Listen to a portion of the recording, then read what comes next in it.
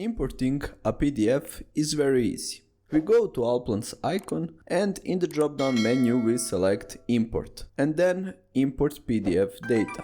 We find the PDF we want to import and press Open.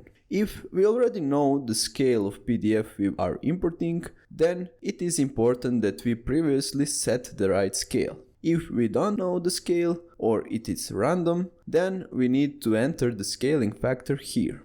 I don't know the scale, so I'm going with OK. Start the measuring tool and measure the distance between 2 points with a known distance. You can see that values do not match, so we will calculate which scaling factor we need. In the calculator, enter the value given on the PDF and divide it by the value we measured. Copy the number and delete everything.